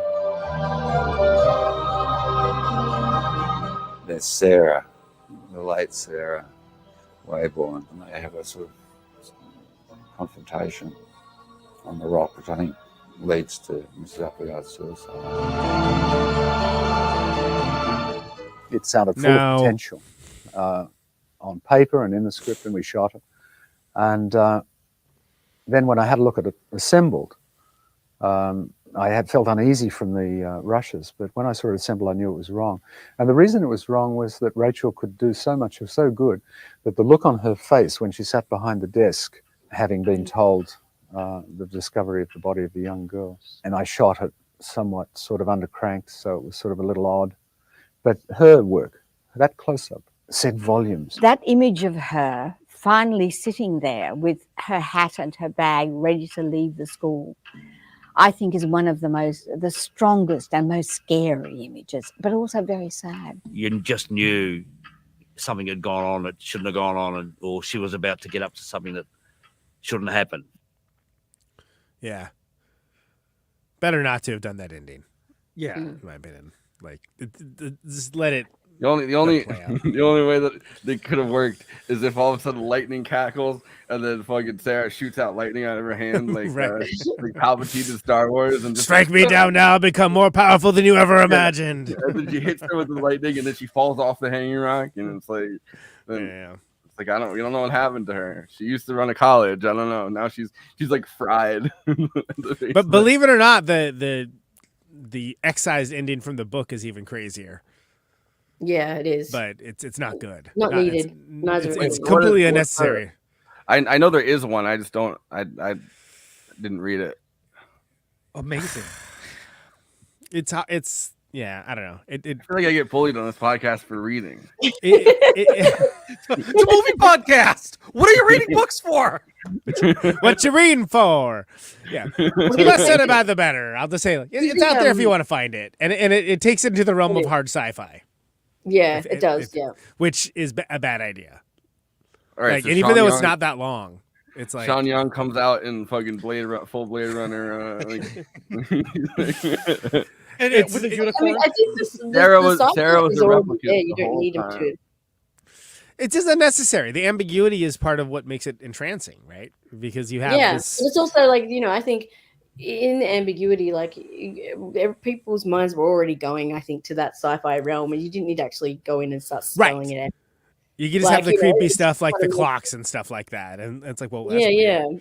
and that kind of gives you the leanings that's where it's going with it.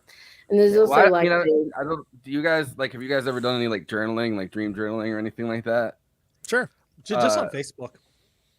Like I feel like you dream journal on this show, Andy, like with some of the tangents you take. But whenever I dream, your waking state is dream journaling.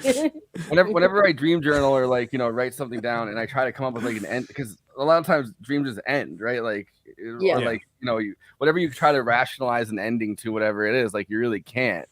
And like I feel like because this is something that's inspired by like Joan Lindsay's dream that she had, like whatever ending she was going to come up with, it was like, well, you're putting an ending on something that's like elusive. Shouldn't have an ending. Yeah. You're capstoning something. And then I woke up. right, exactly. Well, and that's again, if you're gonna respect it, because one of the reasons why this movie was like a hit in its way and massively influential, objectively, is because of the ambiguity and the way that people sit there and be like, why does this work? There's all these reasons why it shouldn't work. Shouldn't work, yeah, but it does. That's but the it thing. completely works. And And people come away like remembering the images. And people come away like, remember, oh, that's crazy. Like, to the point that I honestly had forgotten that the procedural part of it is as long as it is. I was like, I feel like that was like only a half hour at the end. I'm like, no, it's like half the movie. Yeah. And you're like, what? Yeah. It's interesting. Like, I feel like I haven't thought about this movie in a while, except for Andy's dumb joke that he tells every time, but like Local Hero, like capturing like the feeling of Scotland as like a mysterious place, and not really needing like a concrete like I mean, like they did have one, but like not needing like a concrete like explanation for it, right? Like I feel like this movie captures the Australian. You don't read Rod Serling walking out and explaining it to you. Yeah, exactly. I feel like this movie kind of captures the Australian spirit or like aesthetic in the same way that something like Local Hero captures like the Scottish, the fog on the moor. Yeah, and it also like I love that it kind of like it as much as it is about the girls, like it's about it's about everyone else who's there and behind and left behind, like it's them dealing with the not being them dealing or not dealing with being able to like no one can comprehend that they can't have an answer, and everyone takes this weird takes it on as like a personal affliction, like even like when Michael is like obsessed and he has to keep going to the rock to look, like sure is.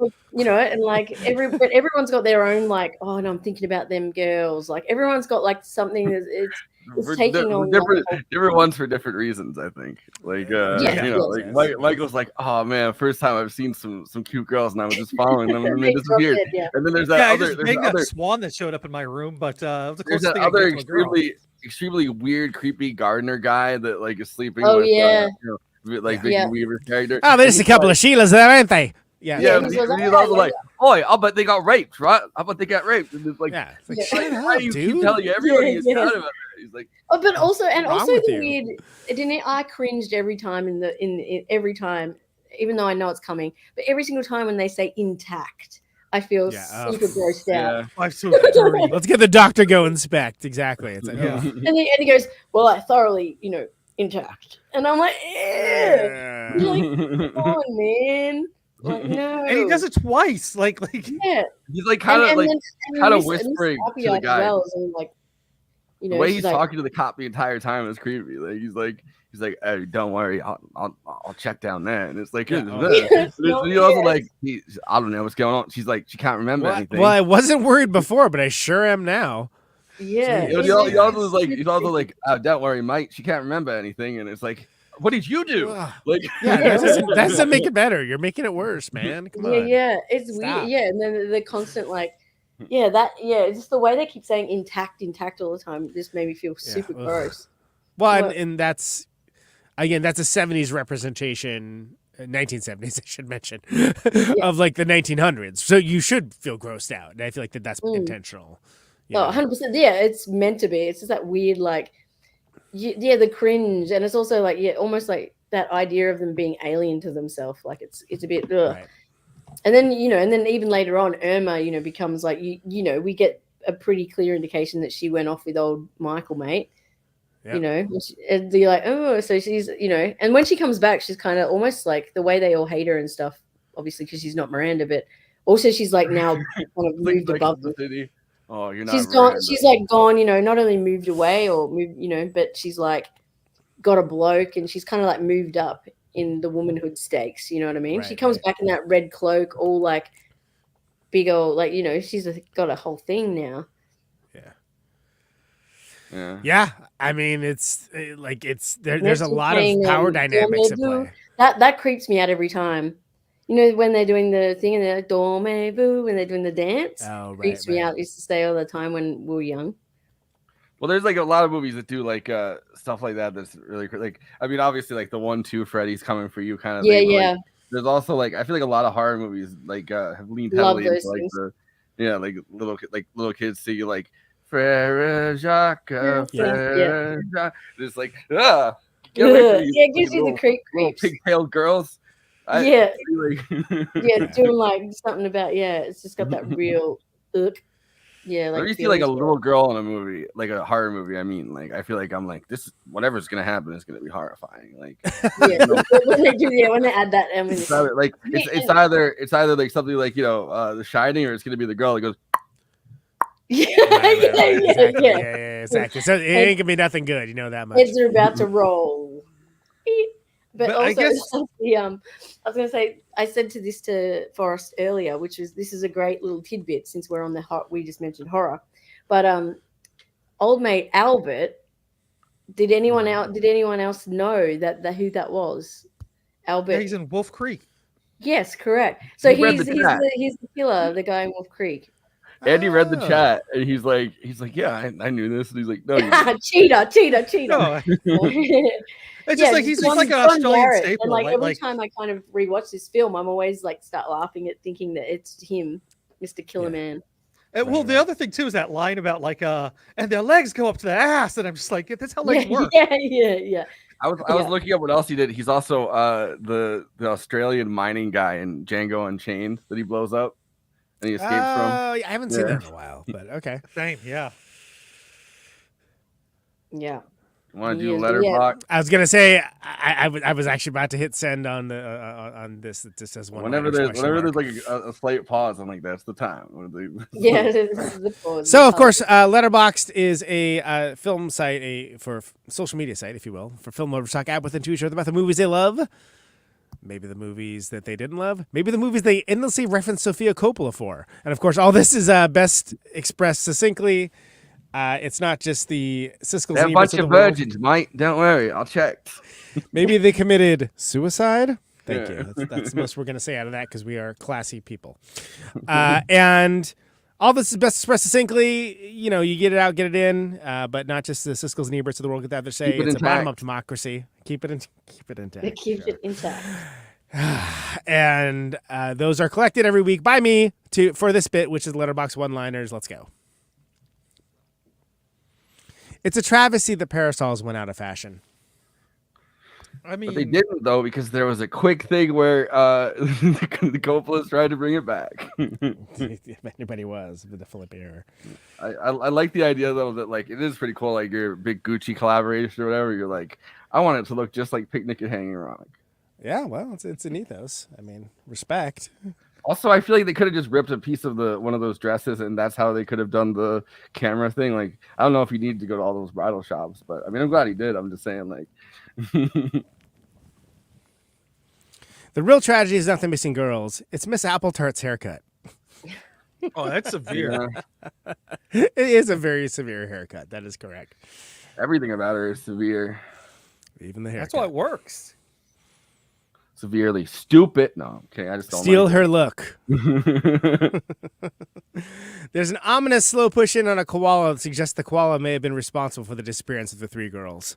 Yeah, I didn't notice that one the first time, and then after reading this, I noticed it this time, and I was like, "That is a." I almost sent it to the chat, and then I was like, got distracted. But there's also a bird that has like this hair, like the craziest hair that I've seen on a fucking bird. I mean, it's like like the frill on top, but it looks like a fucking punk rocker hair, like a mohawk. If I were to have a picnic at Hanging Rock, I would simply not disappear. See, this is pretty much what I said. If I was to be, well, I said at the beginning of the episode too. But I said it on my letterbox thing. I was like, if I was told that like venomous snakes, like if people kept telling me there's venomous snakes up there, venomous, there's all these like things that are terrible. ants, like yeah, they're like, oh, like don't worry. And then on top of that, like it's kind of unstable up there. It was like made out of volcanic like eruption. I'd be like, yeah, maybe this is not the rock that I'm trying to be hanging at. Fair enough. I was getting flashbacks like, to Dune 2 with like Stilgar telling Paul, like, you know, watch out for the spiders and the centipedes, but not the big ones, the little ones. Yeah, but he's there because he's stuck on, you know what I mean? Like they're voluntarily going to the Hanging Rock. It was totally aliens, you guys. Look at the clues. Wake up, sheeple. This is actually it's pretty funny because that's like the first question that he asked the author. And yeah, the part that I didn't get to put in the intro, like it just would have made it too long. There's like a whole part where they said like, yeah, you can like you're gonna go talk to her and like Joan Lindsay or whatever, like you're gonna go talk to her and pitch your movie plan for whatever, like if she likes you, like she'll let you do it, but just don't ask her what happened in the end. And he's like, well, they know how to ask her what happened in the end. And it's like, oh man, that's the one thing they said don't do. They said not to do that. Yeah, it's literally the only rule. The cinematic equivalent of a Cocteau Twin song. That bird was one of the Cocteau twins. Exactly. Who knew? Lovecraftian horror for cottagecore lesbians. Yes. I had to look up what cottagecore was before I decided to put this in. I was like, what the fuck is cottagecore? I see that term all the time, but I kind of just ignore it. But I might. She's trad. Don't worry. She's up at the Hanging Rock. Pretty good. Adult supervision, kind of lacking. Yeah. It's hard. That's what they get for the teacher being like the French teacher that they have, like the French teacher and like the science teacher. Like it's not the. I mean, the science, like the teachers that most have their, their heads up in the clouds. I feel like. Yeah, most likely to let you smoke pot as long as you don't go outside after you do it. Yeah. Let them have a hit. Defo, not the film to be sleepy in. Flute went crazy though. Kind of makes you kind of sleepy though. Like without the pan flute, like this would not be as much of a vibe movie. I feel like. Yeah, it's hypnotic in its way. Yeah, and the choice of pan flute and organ, like that's just so weird, but works. It's like me trying to write theme songs for the show. What if I take pan flute and organ? Sure, I haven't done that yet. It's like, remember those commercials for peanut butter cups in the 80s? More cowbell. Where they were like, what about putting chocolate and peanut butter together? And then like some tragedy would happen, and that so we never got that throughout history. It's kind of like that with pan flute and organ. I got a fever, and the only cure is more spice and Mellotron. Yeah, no. Which is a great instrument. He doesn't know what he's talking about. He said it was a bad instrument. He also was talking shit about his director, be like he doesn't know anything about music, and it's like he's talking a lot of trash for being a documentary about the film. This is why I actively refuse to picnic at rocks with ominous names. Hanging Rock just screams bad news. I feel like also anything with Cliff at the end of it. Well, not I guess the director of this movie is named Cliff, or not the director, the screenwriter of this movie is named like Cliff Jones or something. The guy that they hired to write it. But I feel like anything with like Cliff, like I don't know, it's always like Teetering Cliff or like like Withering Cliff. Like, yeah. Death Valley is a good one, although I like Death Valley a lot, frankly. But yeah, but it's almost like overrated by that point, right? Like it's like, oh, you guys are trying so hard to name it Death Valley that now like I kind of do want to go there. But in this case, it's like the Hanging Rock. Like the Hanging Rock is like I mean, I guess this is an American thing, but like the Hanging Rock, the first thing I think of is like a lynching happened up there. Yeah. Right. Lynching. Yes. Victorian Boise's ankle for the first time and is Victorian Boise's ankle for the first time and is never the same. Well, you never really are. I mean, you know, like, once you see ankle, you're strutting around in your top hat and your full tails, and then next thing you know, you see ankle, and you're like, your monocle pops out. I need to find out what happened to those girls. I like the dichotomy between his like very upper crust British accent, and then the other guy's like just thick fucking Aussie accent. Yeah, when they're talking, there's that one scene where they're kind of like they're having a beer, and he's saying like something about it, and he's like having a beer, and then like you've got Albert's got like a really bad big tattoo here, and he's like, "Yeah, that's the difference between us," It's just like Sheilas are all the same when they're naked. That guy went on to become Foster from Foster's, like. Those are Letterboxd one-liners for Picnic at Hanging Rock. Please follow the show at Movie Night Extra on our Letterboxd HQ account. We're posting stories of all the great movies that we cover and so much more, including our theme months, including the one coming up. And, of course, you can also follow Venomous Flacco over there. Make your own ending. Follow him at Always Flacco. He's this would have gone hard as like a Goosebumps make your own ending thing. Oh, yeah, absolutely. I mean, I feel like everybody's doing it already. He's on attention, right? He's at Always Flacco. Follow him over there to see what he's up to, logging all the stuff we do in the show, and so much more. I am at Conan Neutron, a dream within a dream. I'm doing all the highbrow, the midbrow, the populous fare, all the brows. I got all the brows all the time. That's Conan Neutron. It was all a dream. I used to read Word Up magazine. You can follow me at Conan Neutron on Letterboxd. I'm all over that. Criterion Challenge 2024 in full swing, baby, etc. No, I got a question for all of you guys, and I think I know the answer to this. If you had to replace everybody in this with Muppets besides one person, who would it be? In this bit or on this show? No, I'm saying this movie. Oh, in the movie. The movie. I think we leave. That's a good question. The guy from Wolf Creek, I think, is the one you leave. Edith is the only one that doesn't get replaced. or the other funny thing, the really funny way to do this movie is that everybody's a Muppet except for the Victorian British dandy guy, and then that's how every single fucking maybe I'll get to finish the bit and I'll tell you, John. But yes, he does. That's how the British guy sees everybody in Australia around him. They're just all Muppets. There you go. That works. And of course, J. Andrew Bruce World, Picnic at the Hanging Dong. Really? Somebody had to. I would have said Picnic. Did they actually have to? I would have said Picnic at the Hanging Brain. All right. Well, opinions differ on world shape. Speaking of world shape, you're shaping up to be logging a bunch of weird crap on Letterboxd. If people want to see what you're up to, they can follow you. They can, if that's your deal, or if that's every not. Episode of the Picnic at Hanging Rock TV adaptation. Oh, God damn it. No, they just had the one. Oh, good. All right. So it's just the one log then. But follow him at right about now too on Letterboxd for that. Of course, Renee Bruin, our friend from the Night Shift and Australia down under. She is on Letterboxd. She is on there at Renee Bruin. You don't log stuff super often, but you can follow her nonetheless on there. I suggest that you do, I did some logging. A couple of days ago. I got in there, got amongst it. Yeah. Get in there. Get this in you. Keep your Letterboxd. We're talking about Letterboxd. Don't make it pervy. Yeah. Hey, it's intact. It's intact. Sorry. Keep it short. Keep it sweet. Keep it intact. Let's hear a word from our sponsors, and then we'll do the plugs. Tonight's podcast is brought to you by Yebiga, a Balkan Rakia spirit plum brandy that brings Serbia to the American shores in an authentic and appreciative way. Care of Billy Gould, bassist for Faith No More, and Rakia Appreciator. Rakia is a traditional spirit enjoyed at weddings, funerals, and life events. However, more and more it's being enjoyed everywhere on a night out with friends or as a casual drink. Get a bottle today in liquor stores and bars across America. Go to yabiga.com to see where it's available near you. All right. There you go.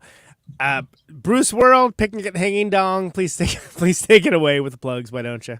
All right. If you're watching us on YouTube, please do those YouTube things. Like, comment, subscribe, hit that bell. And of course, the big ask, watch the video to the end, because that actually allows other people on YouTube to find our content, other movie fans to find our content. And that allows you to hear that great Conan Neutron song, which I think this is the last one before we switch over, right? For next month.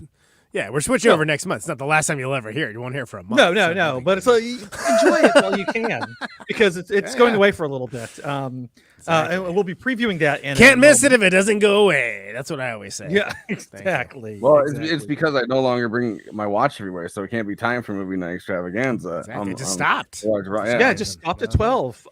Just like this bit. And also, if you're over on Twitch, please do the Twitch thing. Throw us a sub.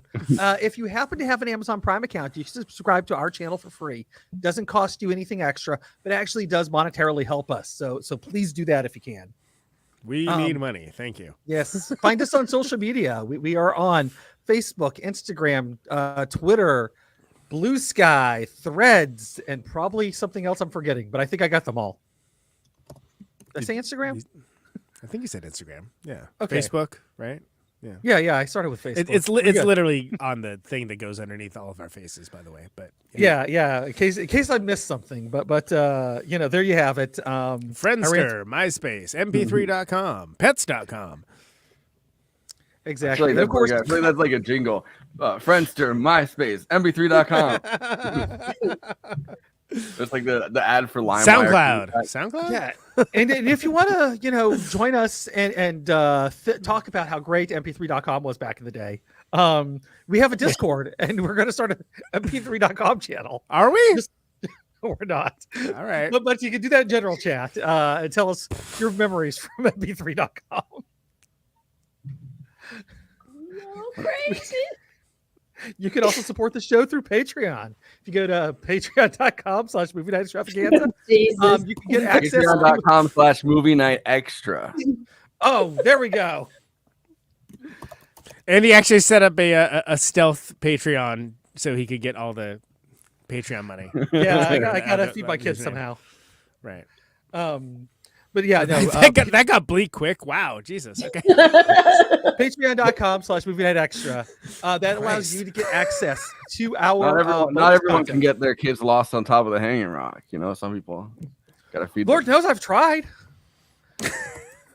Why don't you just have a picnic? Go have a picnic and stop bothering me. I got unnecessary TV remakes to watch. Thank you. Yes. Andy World, probably. There we go. Yeah, that's exactly what I'm saying to my kids. But yeah, if you want to get access to our after parties, which I believe we're not having one tonight, that was the consensus before, right? I hope. Well, yes. I don't know, man. Yeah. Anyways, if you want to get access to them, join our Patreon, and you can go watch something. Like nobody answered. I was like, yeah, whatever. Nobody cares. I'm sitting there being like, this is my third stream of the day, dog. I think I'm good, but I'm I'll play ball. I don't know. Oi, mate, not afraid to play ball, are you? Forrest is like updating his Tinder profile. I don't know what he's doing over there. I'm surfing the web. I was letterboxing. I was actually letterboxing, to be fair. Fantastic. But okay. Every time I come on the show and Andy talks, I can't. I just lose my mind. Yeah. I get the it's how I distract myself so I don't interrupt. All right. Well, that's what I was doing. I was trying not to make eye contact or sound contact. Make sound contact. Well, when you make don't make sound contact. They sense weakness. Yeah, that's what I say. When you make like contact with Andy too much, he gets even more distracted. That's exactly right. That's why I try. No sound, no visuals, nothing. I think that's a no for after party. Just yeah. But, that's fine. If you need more Conan in your life, Conan's over there. Conan is over here. He's doing Protonic Reversal. Just doing. I did one today. Earlier. Yeah. That's right. Greg Norton of Husker Du. Maybe you've heard of them. Yeah, and Ultra Bomb as well. And then, of course, Kid Congo Powers was on Thursday, which, of course, from the Gun Club, Nick Cave and the Bad Seas, The Cramps, so on and so on. That's a great episode. Well, both those are patron only right now, $1 a month early access. But the show is always free. And those will be next week that those start to come out. Who's coming up next? Ryan Patterson of Coliseum and Photocrime next week. Now, I forgot to double check, but are you still doing that thing with Jason? Is that a weekly thing, or is that... I am doing that thing with Jason. There is a new episode of coming up. I do not know when it's going to be. But it's like, was it bi-weekly every 2 weeks? It's like every 2 weeks. So there's, I think next week is we're going to be doing it. Okay, yeah. And he told me what the next year was. But yeah, this is Pop Life, which of course is, we just talk about cool records that came out the year that we were talking about. So we did 1993. Was it 1993? Because he just... And then 1993 is the one he did the playlist for. The most recent one we did was 1979. And okay. They were both really good. If I do say so myself. Both involve Smashing Pumpkins for some reason. Come on, kid. I don't remember the next one is. Soon enough. Hello. Oh, hey, look at that. All right. There you go. That was like somehow connected. I don't think anybody's fighting for that right now, Stevie, but I appreciate the context nonetheless. You got to fight for your right to after party. And, I know you just finished up a tour with Conan, Neutron, and the Secret Friends, and you're about to go back out on the road in a little bit. Like 5 weeks. Yeah, we're doing much stuff with Part Chimp and Arc Ray Noise Quintet. We're playing with Brainiac, playing with Cunts, and that's for Renee. I know she loves to hear that. Actually, Cunts have a new record on Ipecac, so that's gonna be really cool. And then exciting. Those are leading up to Caterwaul, of course, in May with everybody on this picture playing that I'm not gonna try to read off. Conan Neutron, the Secret Friends playing Intact. Yeah, who knew? They can be on with Intercourse and Whores and Gay Witch Abortion. There we go. Yeah, and missing. Who are all on the who are all on the same day, and that I did not actually plan that. There's a couple other things to announce, not right now though. But yeah. If you're in the Midwest and you're in any of those cities, was it Cincinnati, Milwaukee, Louisville, Chicago, Minneapolis, Madison? Should be good if you're into that kind of thing. I am. I don't know. And if you're not in the Midwest, you want to get some more of Conan's music, and go to neutronfriends.bandcamp.com and get an album, get all the albums. Adult Prom's the latest, which is a great split LP with Lung. We actually have these posters from the tour dates of McCluskey that we had some left over, so we're selling those. And actually, I sent a bunch of those out this morning. So if you want that excellent poster by 1J Andrew World, it's a 3D Triceratops head for some reason, but it's a great poster, and you can buy that and ships immediately. Copy still available. Thank you. Copy still available. Thank you. Should we do the Monday night intro? Well, I think we should plug Renee first. Look, that's her business. No, I just want to keep her intact. We're on Conan's plug, so I was gonna say, should we do the song that he did before we do Renee's plugs? We can do it. We can do it after. It doesn't matter. I mean, we're gonna interrupt the flow. There's no flow. I don't have anything specific to plug this time for the first time ever. So didn't you just do a Girl Walks Home at Night though? Oh yeah, we just did that one. Yeah. So if you didn't see it, you can go and watch it back now. You don't have another episode dropping in a couple of weeks? Alone at Night. Pardon? You don't have another episode dropping in a couple of weeks? We do, but I don't know what it's going to be yet. All right. I took a momentary period of just chill. So now I'm back. Momentary lapse of reason. Being on this show. That too. One of the two. A momentary picnic at Hanging Rock. Yeah, exactly. I had picnics to attend, guys. Girl Walks Home at Night is a favorite of mine, and it's a really good one. Walks Home Alone at Night, actually, is what it is. Walks Home Alone at Night, yeah. Anna Lily, I'm a poor. I was in suspense. Does she have friends with her, or is she by herself? Or does Joe Pesci show up? Exactly. No. Right. Hey, you walking home at night, huh? That would be creepy. Why are you walking home at night? What's so important about walking home at night? You can't call? You can't call? It's actually scary how good that was. Anyway. Don't encourage them. Yeah, just wait for our My Cousin Vinny episode. Oh, I would do that movie in a heartbeat. That was what Kristina was originally going to be on for, and all these months later, we still haven't done it. Months. All these Utes. multiple years. All these years later. I'm sorry. Did you say 2 Utes? Which Renee's sitting there thinking like it's a pickup truck, right? That was me going down to Texas during the pandemic. Yeah. I'm looking for 2 Utes. Utes, everybody. Oh my! Shocking. All right, we can move along now. So next month we are doing a theme month. It's going to be money, greed. So what did we settle on? Money night extravagant? That's what I called it because nobody came up with anything better. Money night extravaganza. And that's like the 4th time that's happened. I'm like, I wasn't trying to name this. I just literally I need something to call the file. Big Gay June.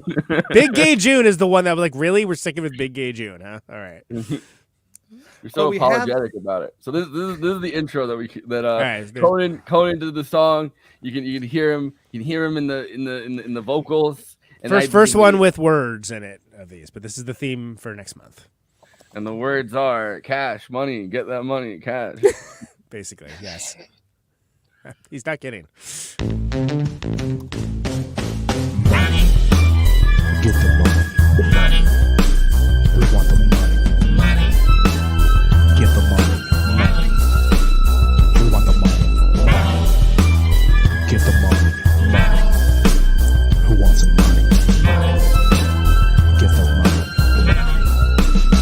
Get the money.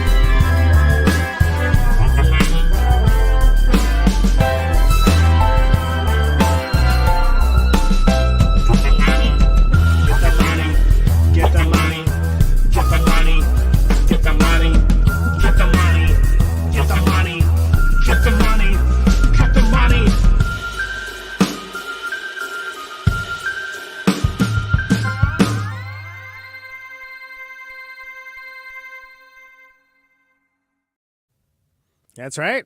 So there you go. Yeah. That's nothing like hearing like a really scary robot saying "get the money." But we saw I think all 5 movies that we're covering are in there too.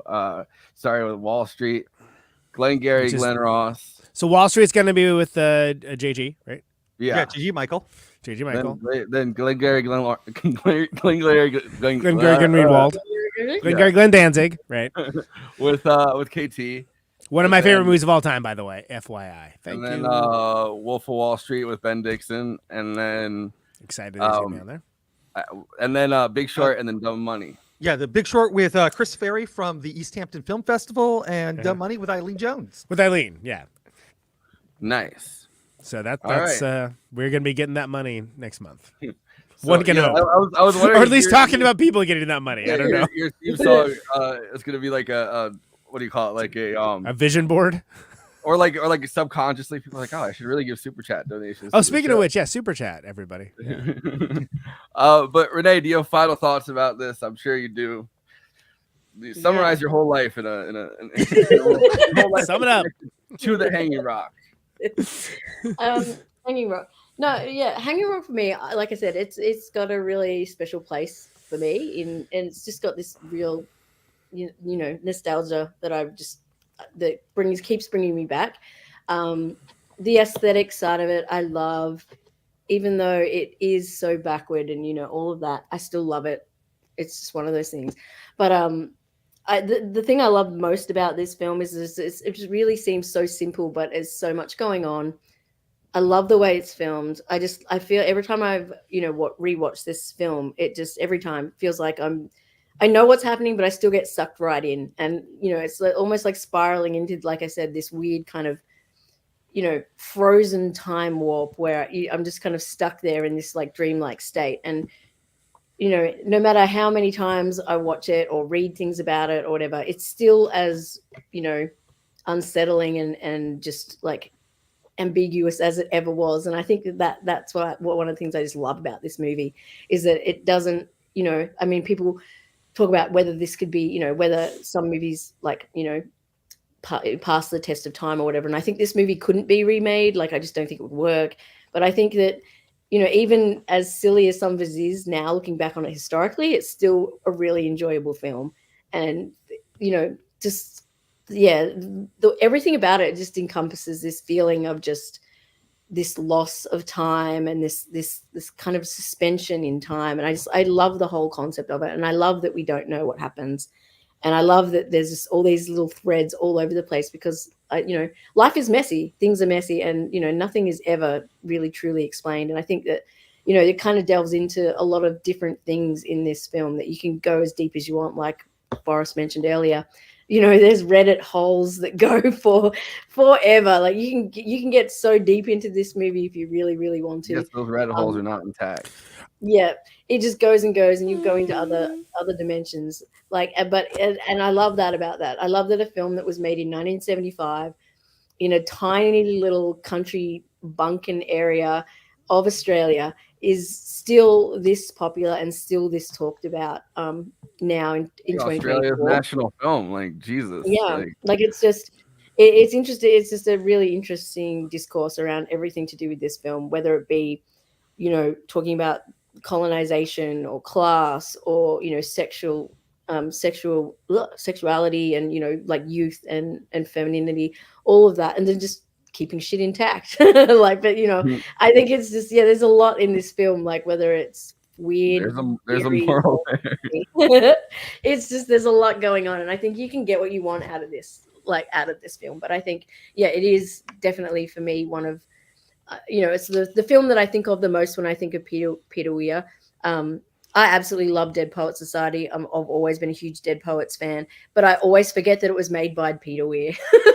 This is the film for me that I always remember. Like, this to me is his quintessential film. I think. It's two of the most like quoted and like I don't know, like quintessential, I guess, like 90s films. It's like Dead Poets Society and then Truman Show. And people quote those all the fucking time. Yeah, it's true. Yeah. Exactly. And so for me, it's a film that I'll probably, I do revisit, and I'll probably revisit again in a couple of years and see how I feel about it again then. But it is to me just a really important piece of like Australian cinema, but just Australian historical cinema as well. Well said. And can I just reiterate, when you're on this show, I feel like it's basically like this the entire time. As I mentioned on our classic Labyrinth episode. Turn everybody into a Muppet. Exactly. Just Renee. Yeah. Everyone else is a Muppet. But Andy, you got some final thoughts? Yeah, this movie is amazing that it has such beauty and like serene peacefulness, but somehow still has this foreboding sense of dread running through the entire thing. It has this police procedural with enough MacGuffins to make you have like infinite possibilities happening at the same time in your brain. Like all of them did it, but none of them did it. And that's what's kind of incredible about it is that you have all these possibilities and you don't get any answers. And that's how life is, really, is that, you never quite know exactly what happens with the sometimes. And life is like a picnic at Hanging Rock. Life is like a police procedural. but this movie should be like learned from, because sometimes in life you're not going to get those answers that you're always looking for. Sometimes, I'd say more often than not. Just don't be like those screaming girls and just yelling, demanding answers, because that's never going to win. That is truly an indictment of like the stupid people who watch the movie and are just like, why didn't they tell us what happened? This is a finished movie. What happened? That crap. Like it's not about. Think for yourselves, eh? Think for yourselves. Exactly. Do your own research is what we're saying. One day it would be interesting to like stream and like try to tease out, or like have a discussion trying to tease out like whether the fact that like things are spoon fed to us now, like whether that in our pop culture, right, like our pop cultural spoon feeding, or like our pop cultural like easy answer kind of thing does lead to like the rise of like conspiracy culture, because when things happen that are unexplained, it's like, well, that can't be an accident. It's like those things happen that are accident, or things that happen that we don't have an explanation for just yet. Yeah, like it does happen. So it's like a movie like this, right? Like in the 70s, I feel like people were way more likely to be like, well, there's complexity there, and like maybe we don't know this, or maybe we don't know what happens in the end. And now it's like I can't see that movie be made for that reason. It's like someone would have some fucking insane conspiracy theory they'd have to put into that. Be like, those girls got picked up by the top of the on the top of the hanging rock. There'll be a lot of coffee cups getting broken, man. A lot of coffee cups. That's crazy. The guy just threw a coffee cup. Like, that's something I would do though. Not because of this, but just in general. I would be like, this movie enraged me. Like, throw a coffee cup. It's like, you watch a Snyder film, that's the first thing you do. Felt that way about the Danish Girl, actually. Gravity's upside down in Australia, so the coffee cup ends up just being put right back on the table again. Yeah. Well, and we're also a day ahead, so it'll flip back around and then smack you. The next day you sit down, you get hit by a coffee cup. Goddamn. I'm angry all over again. But Conan, final thought. Yeah, this is a masterclass of mood and mystery with diffuse and ethereal looks and an undeniably cool film. Kind of tagging what Andy said, there's a pulsing sense of unease the entire time, and the visuals that kind of stick with you long after the movie's over. I think it's a great example of how film can be truly wonderful, but not be really plot driven. It's not a detective story; it's a soft and subtle foreboding, and I love it. I'm glad we covered it. I think it was a great one to cover, and I think it's worth noting that this has a unique place in film history as being the film that made people recognize that it was indeed an Australian new wave, just like there was for a lot of other countries. So. All right. Well, we'll be back on Tuesday. My brain feels like Swiss cheese. That's how you're closing it. You're okay. Look, sure. All right, guys. I need you guys to. No, Forrest, do it again. Hanson Snicks just in there. I need you guys to just beat me at the Hanging Rock, okay?